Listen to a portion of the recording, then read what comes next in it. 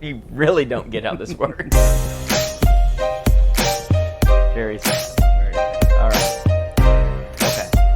Well, then let's get going. Welcome back to Two Homers and a Realist. This is the third and final, what I'm going to call preseason pod for the 2023 season. Next week we will be full scale into game week. So we've got a lot of predictions to make. I'm Steve. I'm Connor. Lucas. Jay. So we're here at full strength. We're inside because it's just an oppressive level of heat outside. It's unbearable. It's somewhere north of 100, humidity north of 1,000%. It's miserable. It's just absolute misery. It's not that fall weather that we were getting a glimpse of last time. So we're inside in the studio. We're in cool conditions, so don't anybody worry about us. We're not overheating in here.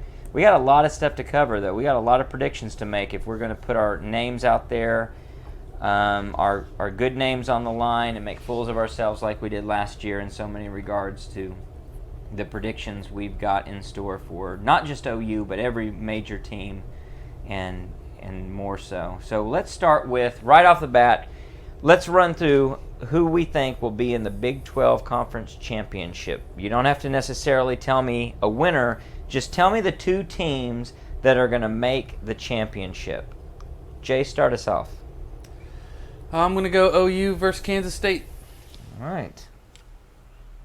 Any reasoning there other than you just think that's obvious? No, I think we're going to be significantly better than we were last year. Texas is going to underperform as usual. We miss some of the better teams off the schedule this year. And I think Kansas State's got a good team coming back. And that's who we're going to face. So it's interesting because those will be two teams that don't face each other in the regular season. So it's got some logic to it. Lucas, what do you think? I've got Texas and Kansas State. Okay. So similar, although those two teams will face each other. I think it'll be a series of tiebreakers for both teams to get in. Mm-hmm. I think there's going to be a lot of parity overall in college football this year, which we'll see later when we do our over-unders. But in the conference especially, I could easily see three-loss teams getting into the Big 12 title game. 2 3-loss teams? Or a two-loss and a three-loss. I don't see a 3-loss team getting in. Maybe a 3-loss. That'd be really hard. I can see a 2 and a 3, but the 3 would be a series of tiebreakers because there might be 4 teams with 3 losses. Wow. I don't see it being that close. That's tough. That's tough to have that many teams have that many losses. But, boy, you've got some interesting – if we did the whole conference over-under, you'd have some very interesting bets on that one. Everybody's – if they've got more than 6.5, they're under. If it's less, they're over. Okay. Connor, what do you got? I was erring on the side of Jay's opinion with OU Kansas State, but the more I look at it, the more I look at the schedules, I'm going to go with a Red River rematch. Nice. I've got OU Texas, and I think OU's there. I was back and forth on the Texas or Kansas State. The more I think about Kansas State, the more I think that I do think they're going to be the big dog in the Big 12 Conference once OU and Texas leaves, but at the end of the day, I do think Texas is talented. I think, and we'll get into more predictions later. I think even if maybe when OU beats them in the initial matchup, we'll see them again in Dallas, but in a much better, more accommodating venue in December. So yeah, I've got OU Texas, which is going to be fun because it's last Big 12 title with the teams who basically brought it to its knees. I can't disagree with it because that's my pick too. I have OU Texas.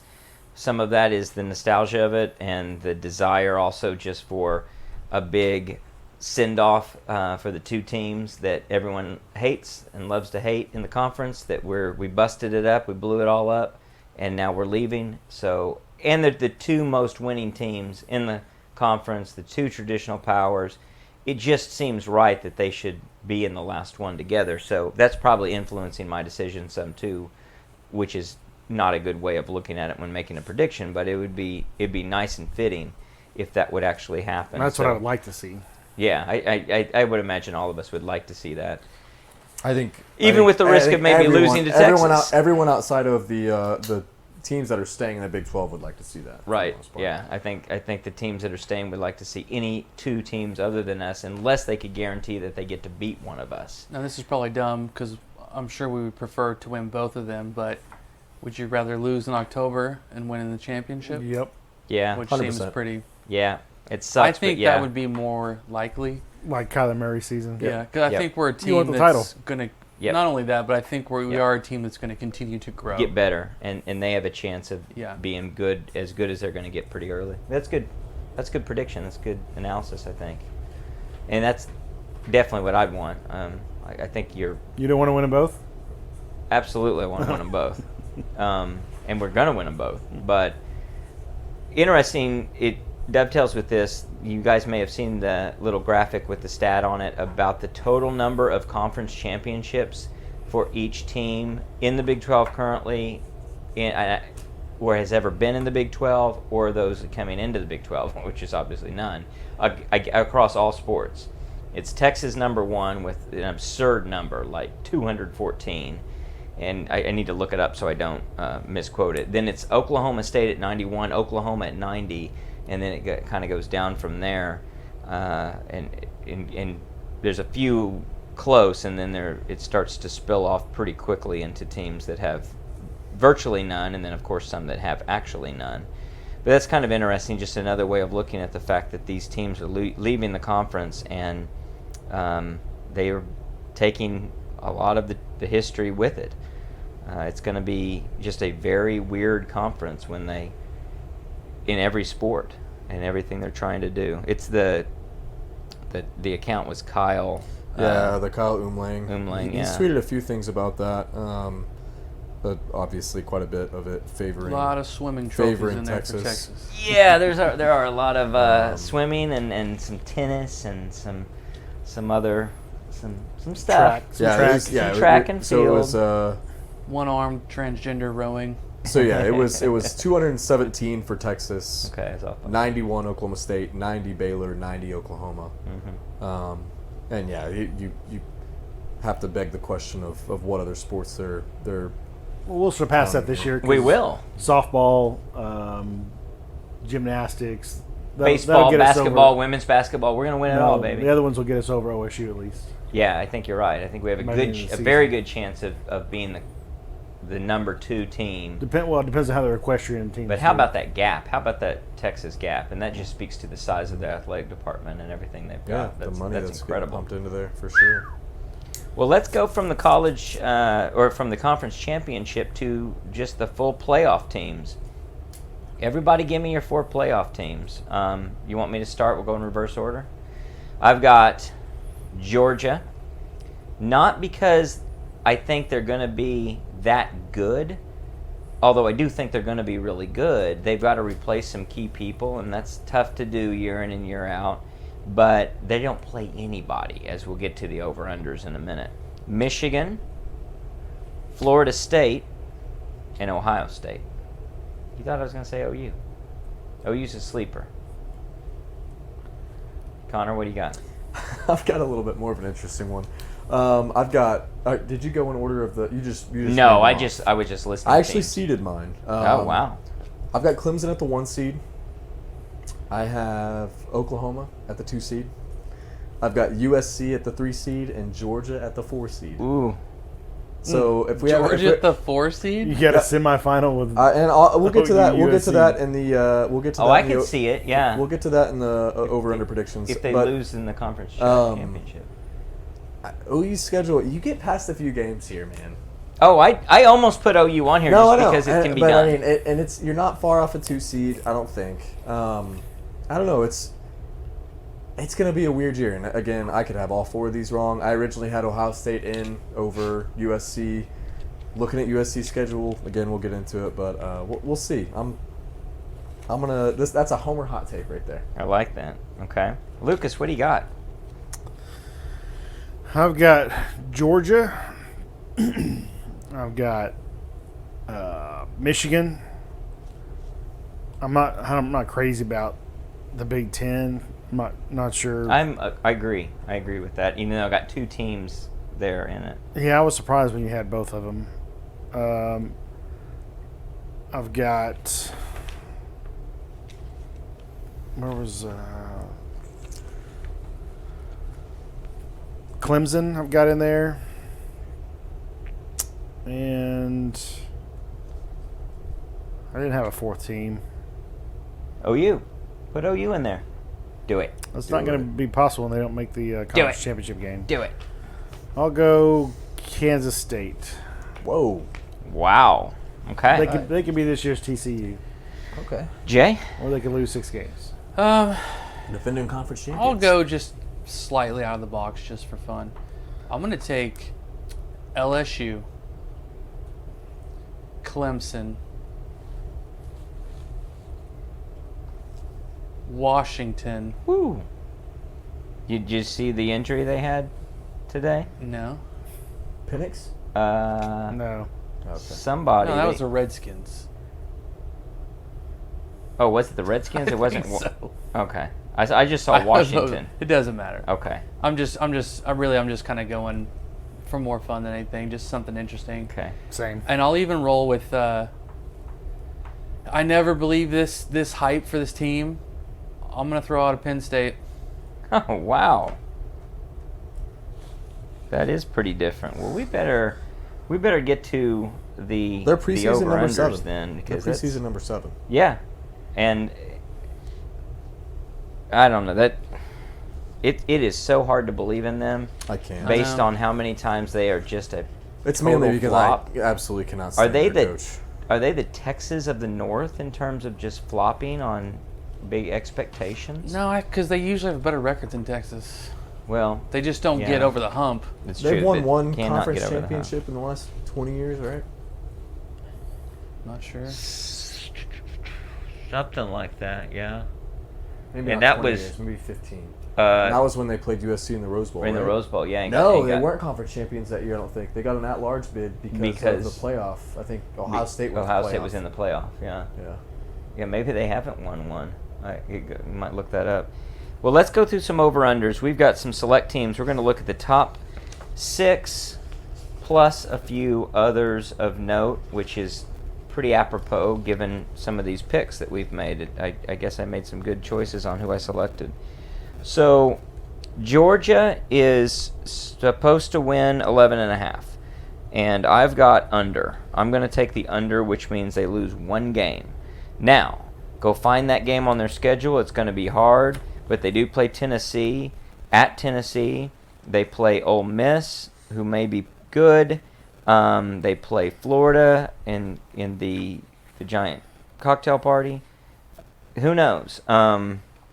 It just takes one of those teams to have a good game against them. They play South Carolina early. We're hearing good things about Spencer Rattler. Maybe that is a game that sneaks up as a trap game for them, kind of. They don't expect it, their first SEC matchup. I don't know. Last year, they definitely struggled in several games. They obviously pulled it out in every case, but it doesn't seem hard for me to take the under because it's just tough to go undefeated. What do you guys think? I'm same boat. I don't know. I can't pick a game out on that schedule that I would say I favored another team. But like you said, 12 games is very, very hard. I know they did it last year, and there were a couple games out there that they probably shouldn't have won. You look at a game like the Missouri game where they're getting beat late and definitely should have lost that game. New quarterback, new system, or not new system, but new quarterback. Some big turnover there, which they're always going to have guys, but I'm with you. 12 wins is tough. I'm going to go under 11.5. That's what I had for the exact same reason. Jay? I still think they're going to have hunger, but you've won 2. It wouldn't be that Tough to It wouldn't be stay that crazy to motivated. see them slip in one game. Yeah. Yeah, the schedule's too easy to not win 11 games for them with their talent. I do think I like your idea about South Carolina early. Breaking in a new quarterback, doesn't have the experience. That's the only team early in the season that has a puncher's chance of sneaking up on Georgia. I would say that another potential loss is at Tennessee, Yeah. but it's late enough in the season that it gives their new quarterback 10 games to get ready. But at Tennessee is not an easy place to play. I mean, that'll be the more than likely the Alabama equivalent game for Tennessee that they had last year. Mm-hmm. right. So that game will be fun to watch from a neutral fan perspective. And I don't know Tennessee's full schedule, but that's a pretty big barometer game for them, too, to see if they can continue things and stay on track for what they seem to be building down there. I'm pretty sure Tennessee's schedule is actually insanely difficult. I thought it was. I think they play Alabama. They play Bama. They always play Bama. Yeah. And you might pull that up while we go through the next one. So Michigan, 10.5. I'm going to take the under. And that's interesting because I have them as a playoff team. So maybe I'm not consistent in every pick that I make. But it's just, as I look at the schedule, I look at Penn State and Ohio State on the schedule late. I look at who they are and what they've been. I'm just not a big believer. And I just don't think they're going to. I think they'll slip up somewhere, somehow. One thing that is going to be something that's tough for a lot of teams in the Big Ten, I think, to be honest, is Nebraska. Because under Matt Rule, they could actually be pretty good. And they could be a team that's a sleeper and that you really don't see coming. You've been able to put Nebraska to bed so often, so easily, year after year after year. It's hard to keep kids motivated, and that's a whole new regime in place. I'm not saying he's got to have them good. Competitive. He'll just have them competitive, Yeah. and where they may lose 2 games that are absolute jokes they shouldn't lose, and then turn around and win 2 games you never see coming. Now, did they suspend him for 3 or 4 games? Harbaugh, 3 games. No. It's they're re-reviewing it. I thought he won't. No, the NCAA He's doing 3 games they're doing it himself. themselves. Michigan's doing Michigan a self-imposed 3-game suspension for 3? Harbaugh. And then Okay. is the NCAA coming back and reviewing? I don't think so. Oh, so it's I just think a they're done deal. self-imposed. Yeah. Okay. I was going to say, yeah, if it was 4 and his first game back was that at Nebraska, that would be an interesting. No, 4 Yeah. would be Rutgers. No, but if No, he sat if 4. it was 4. If he Oh, sat yeah, if he 4. sat Sat 4, four. that would be a tough first game back. I've got under as well. I don't have a big. I don't know. That machine has been rolling to an extent that I don't think it can sustain. And they just don't look that good, Yeah, I mean, even when they've been winning a lot. I don't know. Yeah, it's a relatively. I mean, they don't play. At least they don't play a preseason ranked team until week 10, which is something speaks pretty loudly to the Big Ten as a whole, I think. But at Nebraska is not easy. Going the next week at Minnesota is, I don't think it's ever a fun trip. You never know what's going to happen with Michigan State.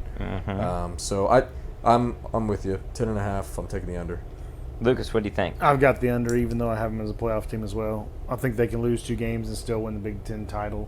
Yeah, well, that's true. And That'd be the way to that get could them there. That Yeah. could get them in. Yeah. Jay? Agreed. 10-2. Wow. Ohio State, I have over.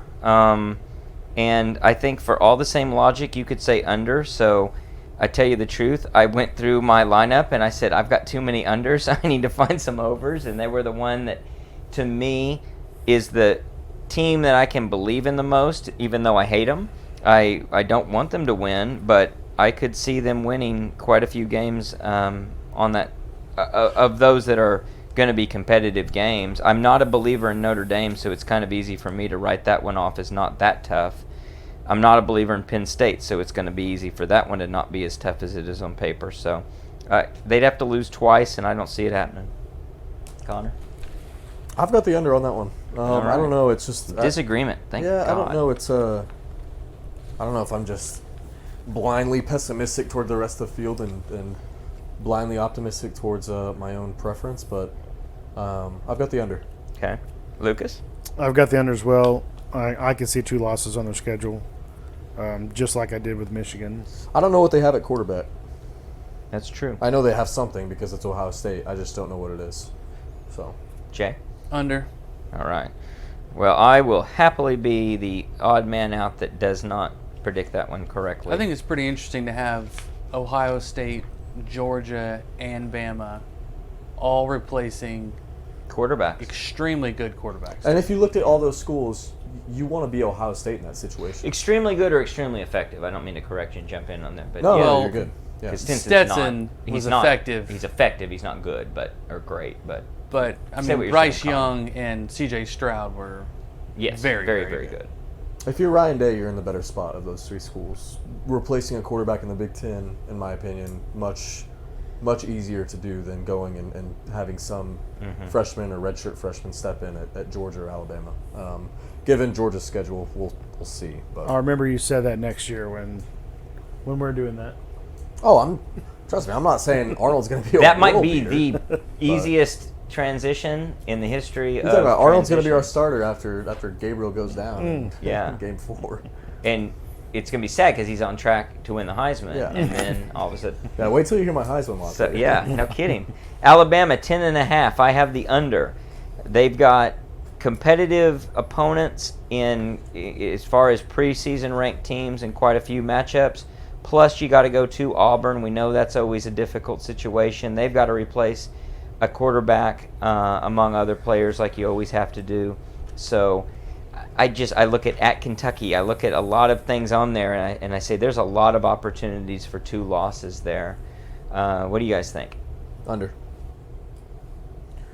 I've got the under as well. I think they go 10-2. I went over. I think You're I a think believer in Alabama's- Nick I Saban? think Alabama's ticked off. They were last year too. They may be, And and they didn't I make don't know the if it's a playoff. good place to be. And they also, I mean, everyone talks about Georgia's talent, but you're still talking about they're either number 1 or number 2 literally every single season for the last 8 years in recruiting. So it's there. Yeah, the talent's there. You're right. And they haven't, You're right. what is it? At least 2 years now they haven't reached. The playoffs. So Well, you've got a Tennessee revenge game for whatever credence you want to put into that type of thinking, but that's a tough matchup. You have LSU, where I'm not so sure about LSU, but if they continue to be as good as they seem to be, that's going to be a competitive game. Texas is probably not as good as advertised by the second game. Maybe they are. I don't know. Iron Bowl's always interesting. I don't know. I'll find that one to be the most surprising of those we've mentioned so far if I'm wrong about the under, but your logic is pretty good. They've got a lot of talent there. It is a deep bench. was your under for 10 sure. wins? Under Yes. 10.5. But I mean, you're going with 10. Yes. Yeah, I mean, Okay. I get it at 10. If they lose 2, Yeah, I but win. I didn't know. Like, I don't I'm not think- saying they're going to win only 9. 7. No. Okay. No, I don't think they're going to. I'll take the victory, but yeah. Unless something weird goes Yeah, in we'll the have to- tank, I don't see him yeah. losing We'll have to see something 4. weird. I don't see him losing 4 games. I could see them losing 3 games. 2 games are by far the most likely of them not, covering the over/under. But you might get deep into that season. If you're looking at that LSU game and they're undefeated, you're saying, well, it's going to be hard for them not to cover that because they don't have a lot of competition from there on out unless something changes. And obviously things will change as the season progresses. These preseason rankings are, guesses. LSU, 9.5. I have the over. I don't like saying that, but as I look at that schedule, they got to play one of my playoff teams in Florida State. But then after that, it's Alabama's the toughest test by far. The only other thing on there is a supposedly top 25 Texas A&M and a supposedly top 25 Ole Miss. So I think they can cover 9.5. I was back and forth on this one. This one's I don't know. And again, it's maybe more hatred for Chip Kelly than anything, but Brian Kelly. Brian Kelly. Yeah, same. Not the same thing, but same level. Not quite the same level of hatred, I guess. I ended up on the over as well. I don't want to be. Agreed. I don't want to be, but I think Georgia LSU conference championship game would be fun. So I also have the over on that. I've got the over also. Over as well. All right. USC. Now we start getting contentious potentially. So I've got USC 9.5. I'm going to say under. Let me give you some logic on that. Have you seen USC in the way that they try to give games away? I'm banking on the Lincoln Riley things start catching up to him, and this will be just a preview of more I have to say about USC in a minute, as that's one of the teams I'm going to highlight when we get to that section. But I feel like there's several teams on this schedule that have a chance to, if they play intelligently, do things that thwart the Lincoln Riley system, and I don't believe in their defense one iota. They play Oregon and Utah, so right there's two very challenging games. On paper, their toughest matchup is Washington in terms of preseason ranking. And those games come at the end of the year with a trip out to California, which I don't think they're going to lose that game, but it's going to be just one more thing in the mix of a really difficult Notre Dame, Utah, at California, and it's at Notre Dame, by the way, Washington, at Oregon, and then UCLA. So there's a big chance that they collapse towards the end of the year and lose enough games that I'm correct on this pick. They only have to lose 3 times. Connor? Got the over. I still agree with a lot of the analysis that you just kind of laid out there. My only thing is I feel like this team's going to be very 2018 Oklahoma-esque, where you see USC against some of these bigger teams in the Notre Dames, the Utah, the Washington, the Oregon, and you see them scraping by the skin of their teeth. Mm-hmm. I think they do drop one game somewhere along the way, and hopefully 2. I'd love to be wrong in my playoff prediction. Sure. But I think it's going to see I think right now in fall camp, it's Lincoln and Caleb, and it's how are we going to run this offense? What are we going to do to make sure that we are scoring, drive in and drive out, regardless of what Alex Grinch and the defense are doing? So I've got the over, reluctantly, but I do. I think this is the perfect number, because if it was 10.5, I'm definitely going under. And by the way, If it it's was 8.5, 10.5. I'm definitely going. It just changed. It over. was 10.5. It was 10.5? It opened at 10.5 and moved to 9.5. Because I would have definitely gone under then. Mm-hmm. Over 8.5, definitely going over. But 9.5 is the perfect number. I think they could, schedule-wise, none of us really think Notre Dame is that good. They've got beaten twice by Utah last year. I really worry about Utah, though, and the injuries that they have. They've man. got revenge against Utah, and they get them at home, which is not like some big home, big crowd or anything. But, and then you get Washington, Oregon on the road. But the first 6 games are garbage. You've got literally nobody on the schedule the first 6 games. Everything else is backloaded. Maybe the defenses figure stuff out by then. Or maybe they get hit by injuries and they have no depth. So I'm going to say under, and it's close. I think they lose 3 Wow. games. Nice. All right. Caleb can't be mad. Caleb's going to get tackled in the backfield more this year. I don't think their offensive line's any better than it was. And all that magical running around that he does is bound to catch up The to teams have a lot of film now, so. And he doesn't have the arm and accuracy that Kyler Murray had. And he'll have good receivers, but he's got to bring some guys along. They've got to reload a little bit at receiver because of who they lost with Addison, and didn't they lose one other? I think that was their biggest name. Everyone else was more of a role guy. filler.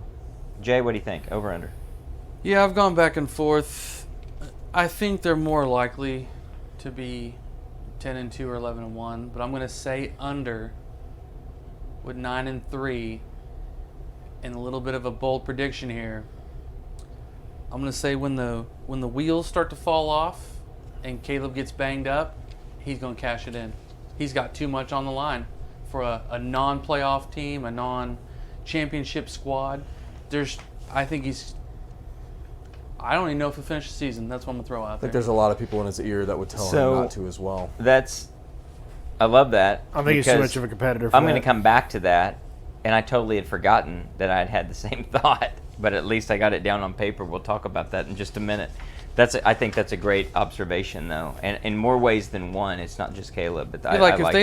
If they lose somehow, like back-to-back Notre Dame, Utah, and let's say he goes out against Cal and gets banged up a little bit, tries to come out there against Washington, and it's just not right. It's going to be hard. You have everything to lose Yeah. And nothing to prove, nothing to gain. You're going to look for a second outlet, first look, second look. If it's not a clear run, you're dumping that ball away. You're running away from danger for safety, not for the advantage of your team. I think that's a really good point. Well, turning to a few other teams of note and interest, let's go to Clemson at 10.5. I got the under. I'm the only one, right, that did not put them in the playoffs among us, and I better justify that some. So I just think that Clemson is in a little bit of regression, and I think it'll continue for a while. And that might be motivated reasoning because I don't like Dabo and I don't like a lot of things about that group. But I think they lost a lot also with Brent leaving. So I'm going to say under 10.5 is a lot. All they have to do is roll off 2 losses, and it seems they've got enough with Florida State. Who knows if Miami's going to be competitive. Notre Dame, North Carolina, there's enough on the schedule and out South Carolina to end the season. There's enough out there that they could lose 2 games.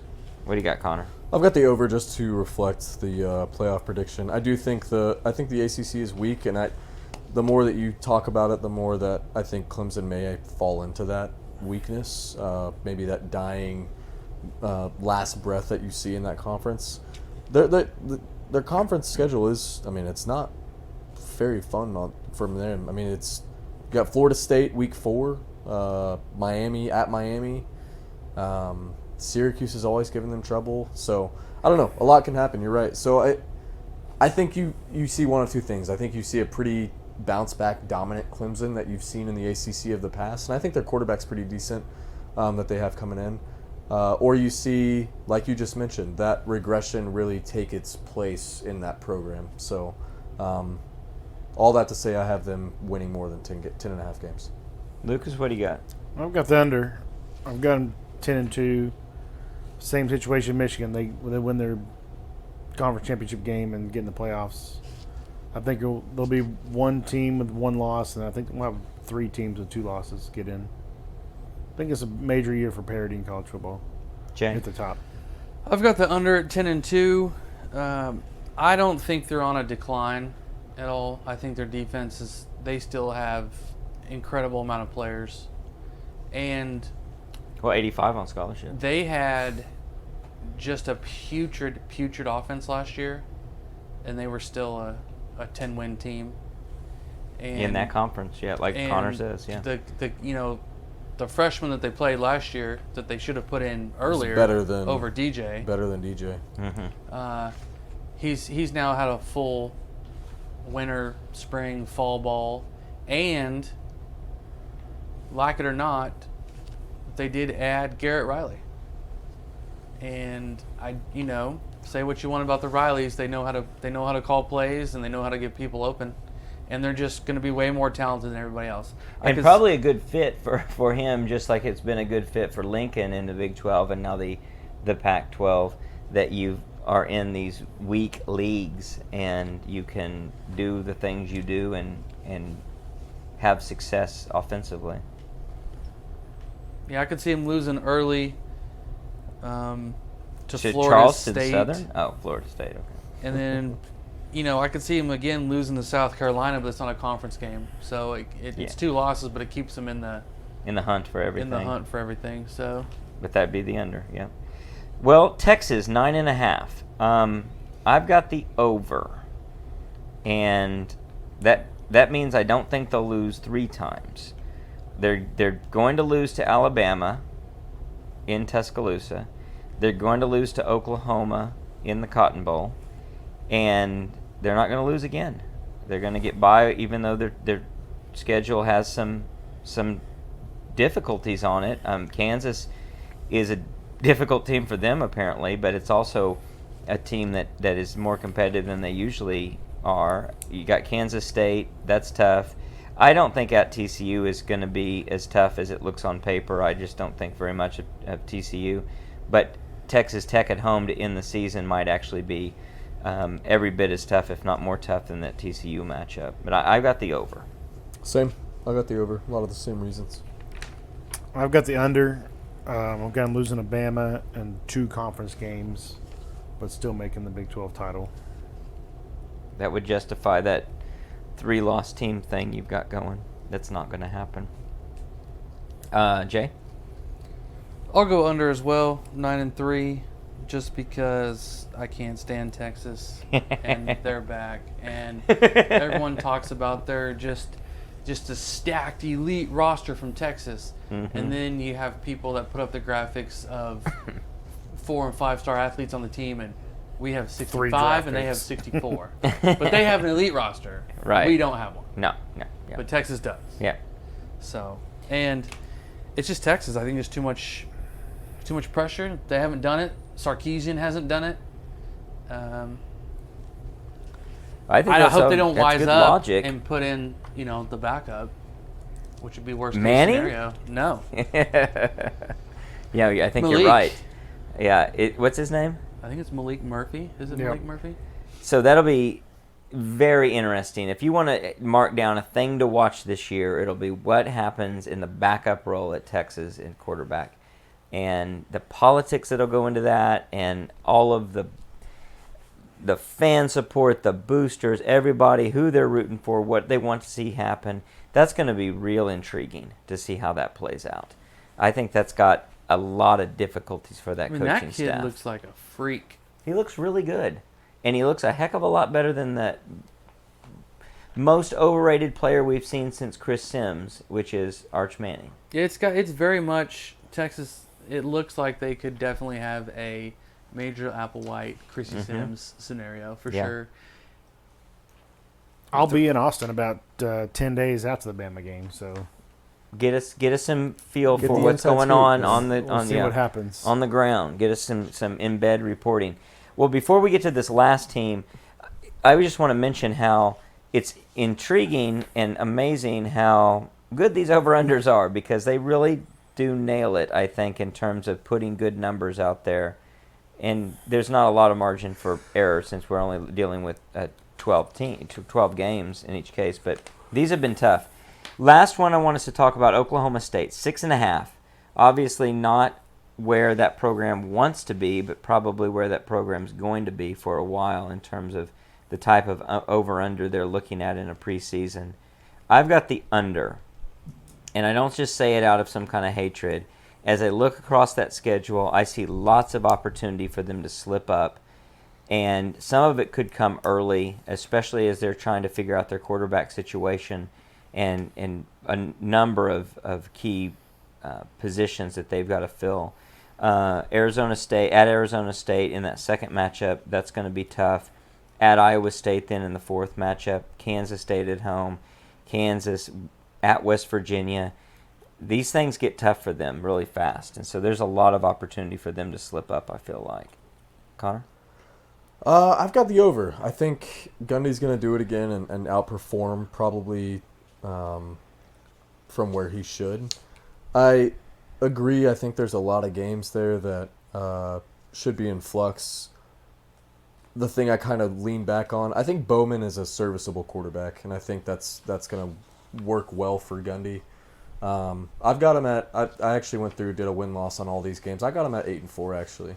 So I got him a full game and a half over the. Which would be very much in keeping with what Mike Gundy usually does. And I mean, top to bottom, it's not a super difficult schedule outside of 1 or 2 games, 2 or 3 games, I guess.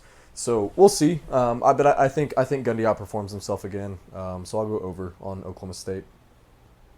I've got over as well. I think seeing Bowman when he played at Tech looked like a good passer. If they tailor the offense as the more, Leach style offense, I don't know what they're capable of since they lost a bunch of their wide receivers. Don't know what the running back room looks like outside of one kid. But if they try to throw the ball a lot more and quickly, run that kind of Texas Tech style defense, which he's familiar with, then I think they can get over the total. I really want to be wrong about this one. I really want to see Oklahoma State go 4-8. I think it would be awesome. I don't know. There's something about Gundy does, as bad as this team looks, Gundy does turn nothing into something more times than what I think he should. I'm going to go under. I think the streak of 7-win seasons for Gundy comes to an end. My reasoning mostly is not that they've ever been some even mediocre recruiting team, but the last several years, the emphasis on recruiting has just gotten worse and worse and worse. And Gundy's done a good job of still winning games that they shouldn't and really coaching players up. I'll give him credit for that. I think he is a really good coach, and he gets the most out of his players.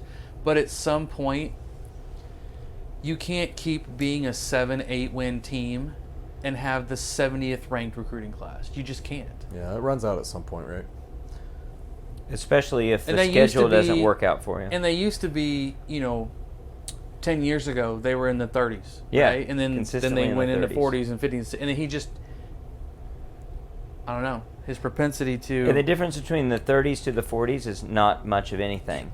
In fact, that could just be random error. The difference between the 30s and the 70s is a really big deal. Yeah. There's significance and the league, I think the league is very solid. And like lots with of Lucas, the opportunities parity, to lose. And he just has not kept up. Talent-wise, on paper, if you want to go with that route, I think they're probably the 9th best team in the league. Yeah, I think that you could make a strong case for that. Just depends on a couple of teams where they shake out, but they're not. I don't see how they're in the top 4 or 5.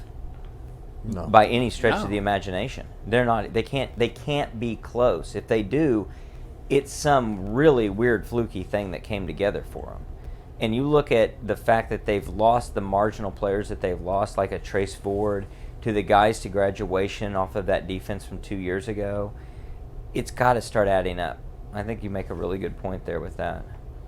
Well, we need to cover something that is, because this is the pod before, the last pod we'll do before the games coming up on Saturday. And so we'll have a pod on Sunday, but that'll be after the Saturday week 0 games, which means we need to do some realest deal locks of the week. The realest deal locks of the week. So let's start by recapping what a stellar season we had last year. Do we have to? We should just in this, because it's full gonna disclosure. It's going to be so much better this year. It's good for a frame of reference. It's good. You can't really, take off until you hit rock bottom, and then you spring off that bottom. So last year in 2022, we picked 45 games, I think. We picked 3 games every week. I was correct 49% of the time. And that was the number that led the pack. Jay was correct 47% of the time. Connor and Lucas both 42% of the time. Rounding it out for the group as a whole, 45% of the time, we got the locks of the week correct, which is not really what you're looking for. So let's turn that around this year, guys. We were 81 and 99 last year. Let's turn it around and let's start right now. And so I've got my locks of the week. I'm going to throw them out there. We don't have a lot of games to choose from, so we're inevitably going to have some of the same games, if not the same picks, but maybe some of the opposite picks. I'm going to go right out the gate with the obvious one. San Jose State getting 31.5 versus USC. San Jose State covers. That is a lot of points for USC to cover with that defense, and the fact that they are going to give up points. That's a backdoor cover just waiting to happen. My next one is Navy getting 20.5 from Notre Dame. Again, I think that is difficult. Navy always has a chance to play against Notre Dame. Always seems to play them tough. They play where Ireland this playing year? In Ireland, playing the in Dublin Ireland. game. We saw some weird stuff there last year. So the only win Northwestern had last year against anyone. That's an island nation. It's surrounded by water. That really speaks to the Navy's strength. So I'm going to give them competitive advantage in that. And the last one is Vandy. They're going to cover 17.5 against Hawaii. So that's a home game. Is their stadium going to be ready? Well, that's a good question, but No, I don't but it think it doesn't won't. matter. It will not be ready. They're going to play in a high school stadium. Vandy is, so that favors them because that's kind of a high school program. So that's my locks of the week. Connor, what do you got? I'm gonna take your initial one as well. I'm gonna take San Jose at the plus 31. What would you have it at? Yep, plus 31, yeah. So I'll take that as well. I think Lucas mentioned it before the podcast. San Jose has been a competitive team, at least within their lower tier schedule throughout the past few years. So we'll see what they can do late in that game. I'm gonna take UTEP. Over Jacksonville. That line is even right now. Over Jacksonville State. We played UTEP last year. They are one of the better non-Power 5 competing teams. One of the best out we've there. ever seen. Yeah. So you step foot in Norman, I'm going to give you some credit. And then lastly, I'm going to actually go New Mexico State, covering the -6.5 against UMass. I don't know if UMass knows, but they're not supposed to play football. So I'll take New Mexico State in that one. I've got New Mexico State also -6.5. San Diego State -2.5 Against Ohio. against Ohio. And I'm going to go USC -31 against San Jose State. Good Strictly luck for with the that. fact that I think they will get Caleb out of there pretty early, and they'll want to get a lot of work out of Malachi Nelson in the late third, Couple fourth, and pick sixes. he'll get nice. he'll get 2 or 3 touchdowns in the last 25 minutes of play game time that he's going to get. That's decent logic. I'm with Lucas on that one for the same reasons. A Grinch defense also is designed to play these lower teams. They'll be fresh. They'll be stunting and moving around and pushing around smaller players. It's when they face stronger, more competitive offensive lines that they struggle. Caleb's going to absolutely light it up early. I think they're going to score easy points. And like Lucas has said, Malachi Nelson's got to get in the game, and he's not going to just Hand the ball go through off. the motion. Yeah. He's going to have to push the ball down the field and see what he can do. So they'll cover that one. I'm only picking this game because it's one of the only other good teams that's playing. I'll take Navy just because I think they'll slow the game down. Maybe the overseas stuff plays into some of it. Not that high on Notre Dame. Breaking in a new quarterback, a new offensive coordinator, and like I said, Navy slows it down. They just won't give Notre Dame that much time to beat that spread. The clock doesn't stop on first down anymore, so Notre Dame could have less possessions Yep. than they even would have before with that triple option. Let's just go ahead and Navy throw runs. Notre Dame on the upset alert this week. Yeah. Honestly, I mean, Could it's be. it's And a I'll weird go. I honestly don't know anything about these teams, but I'll take San Diego State. over Ohio. Yeah. Got a consensus there, huh? Say that one again. I'm sorry. I got San Diego distracted. State to San Diego cover. State. Okay. Yeah, at 2.5. Yeah. That's a. All right. Well, those are pretty solid. I don't see how we miss on any of those. So we're going to start in really good shape. So let's get into some esoteric predictions then to round this off. I've got a few things I want to cover. One would be just the question we've been talking about USC. Jay mentions Alex Grinch and his defense. So will Alex Grinch be at USC come January 1, 2024? My answer is yes. I don't think Lincoln is. I think if Lincoln's winning games, I mean, who's the front half of their? We talked about it. The front half of their schedule is. Oh, it's. I guess you said January 1. I'm thinking back to when he fired Mike Stoops midseason. Oh, Who man. supposedly just quit. I'm gonna say he. If I'm gonna stick to my storyline of USC going over 9.5, being in the playoff, Grinch is still there.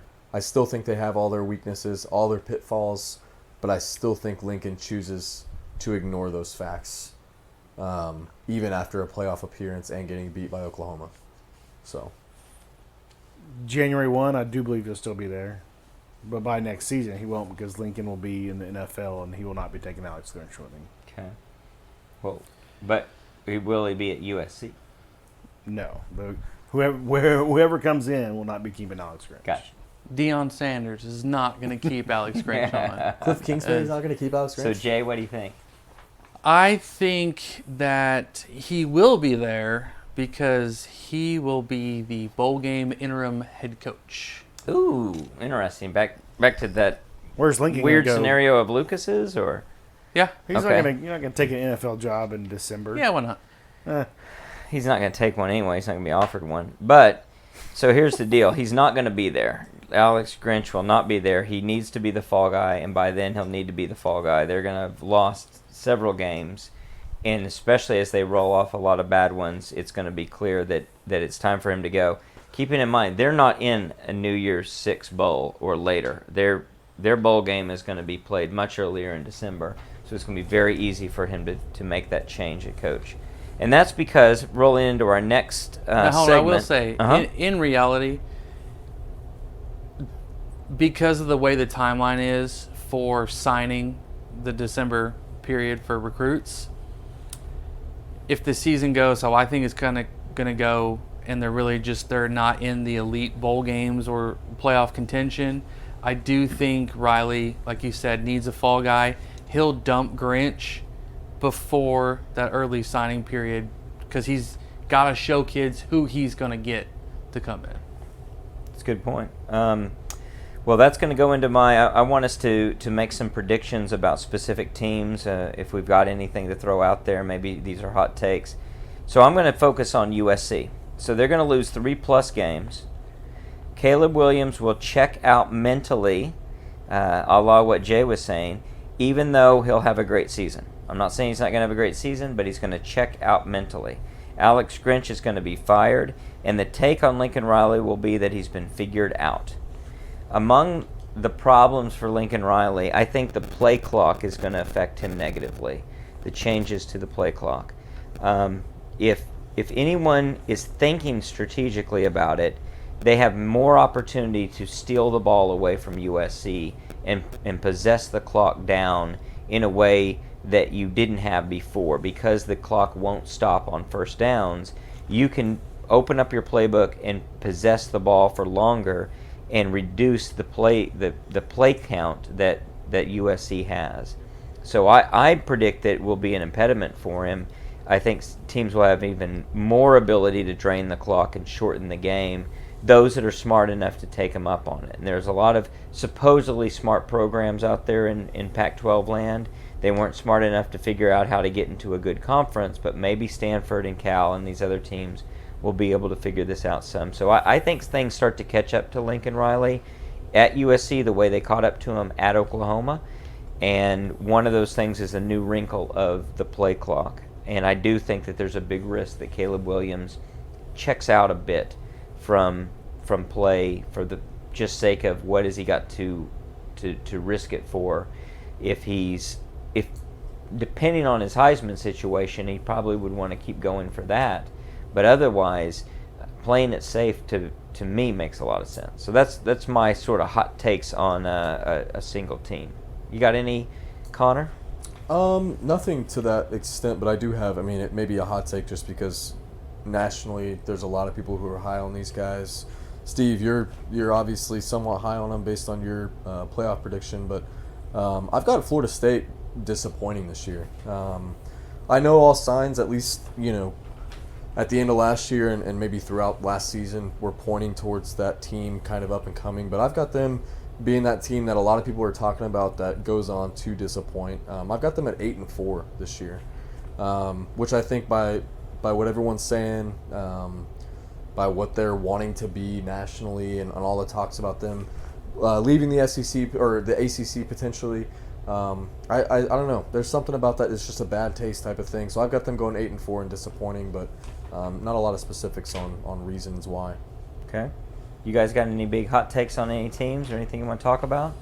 What do you guys feel about Texas Tech, Jay? You said throw something at you. I'm throwing Texas Tech at you. they're getting a whole lot of love, and I just think they're going to be what Texas Tech usually is. I think they're going to be a scrappy out. Joey McGuire is doing a good job there. He is a very good recruiter and motivator for his team. But there are a lot of sleeper picks to win the Big 12 and different things. I just don't think they're anywhere near that. That's what I'm wondering as well. I don't know where any of that is coming from with this conference. I don't even see. If they win 8 games, that's a great season. As up and down as we were last year, that's a game. I mean, that's a game that we should have won, without question. Going back to your team of Florida State, we didn't even have starters on our offensive line. We didn't have our running backs. And Florida State was all in. Yeah. Every player that could have gone to that sat out for the draft played, and players that could have gone to the draft are coming back for this year, and they're totally bought in. And I think we were a better team than our record was last year, but it took them, a last-second field goal to beat us, and we were depleted. Yeah. I just don't see the hype around them either. So anything else? Any other teams to talk about? Anybody have this year's TCU? No, I don't. I don't have any I'll say long shot that's going to be there. Even though I brought it up, I don't have this year's TCU. I am very interested to watch Wisconsin. With Fickle. Yeah. Yeah. Only because they're changing their entire culture. I mean, everyone knows for the last 20 years, Wisconsin is going to ground and pound, run the ball at you 50 times a game, play solid defense, and just wear you out. And they brought in the offensive coordinator from North Carolina, and they've got Mordecai, who was a very good quarterback, albeit at an SMU, so it's a step up. But I do think Fickle is a very good coach. And as long as he doesn't deviate too much from the culture instantly, if he realizes our roster is built for this, let's work off of it and slowly advance towards what we're wanting to get to, they can be a very hard out for some teams this year. Very hard. That's a good point. Well, let's talk about Heisman winner and candidates, if we've got any thoughts on that. I'll throw out, I think that Caleb Williams will be, if not the repeat winner, that he will be obviously the front runner all the way down. 2 predictions I'll make. Dylan Gabriel will be in the conversation deep into the season, and a Texas quarterback will not be. Doesn't mean they're going to New York, not going to New York. I do think no Texas quarterback's going to New York, but I think Dylan Gabriel will be someone in the conversation as a potential deep into the season. You guys got any takes on Heisman? I've got Caleb repeating. I mean, like we talked about before the pod, I don't see a lot out there right now that is telling me otherwise, that he shouldn't be the guy to. I mean, he's got most of his core receiving unit back.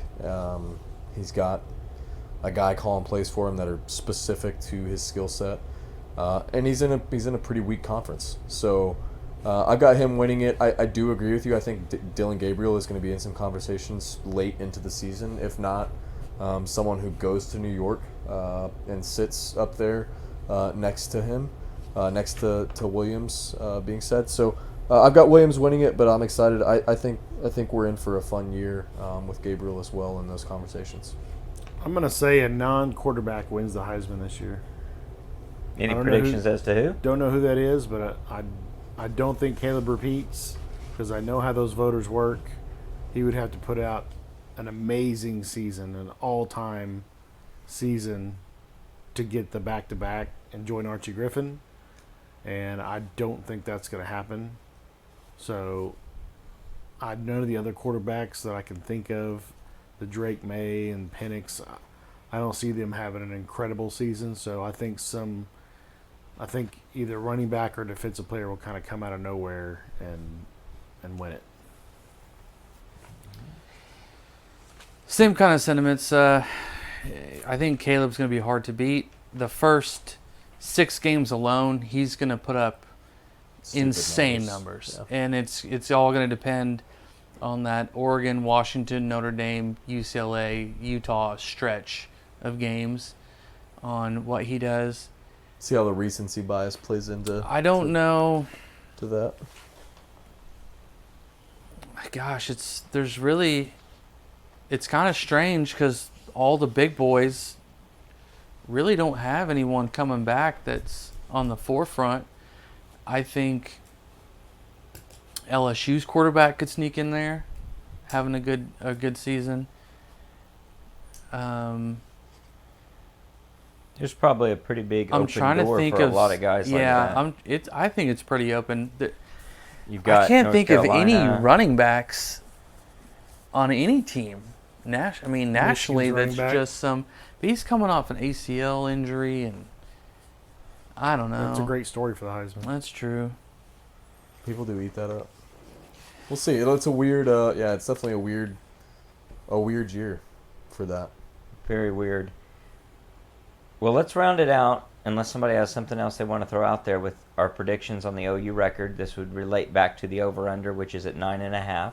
See if there's any changes. I'm going to continue to have OU at 11 victories and 1 loss. Connor, what do you got? You have moved from 9-3 to 10-2 in the last pod. Any changes? I've got us in the playoffs, so. Let's keep it at 10-2 for now. Lucas, I'm still at 9-3. still at 9-3. We're good enough that we shouldn't lose more than one game, but So we're gonna fail in a tiebreaker to get into the conference title game. yep, Okay. with 3 losses. I'll go 10-2. I'll stick with it. Sticking with 10-2. All right. Well, we'll see. We've got a lot of excitement coming up next week with a pod on Sunday. We'll probably have a little bit of something to say about the games that would have transpired the day before. We'll also be obviously really tuned in to the week ahead, which would include more locks of the week, but most importantly, predictions about OU, the home opener against Arkansas State, which is like that's like at 2:30, right? Or did we get it at it's at 11. It's at 11 It's 11 a.m. It's a That's miserable. right. It's Heat 11 index is a.m. looking at 109 currently when I look today. Well, that'll be fun. So it'll be nice and hot. That'll be good. It'll be a good challenge for us. It'll be good to get us acclimated for a season of 212 degrees of victory rolling through. So I'm excited about it. That's going to be fun. That's going to be on location from our new sponsor, and we'll have that and a lot more to cover. Until next time, Boomer. Sooner.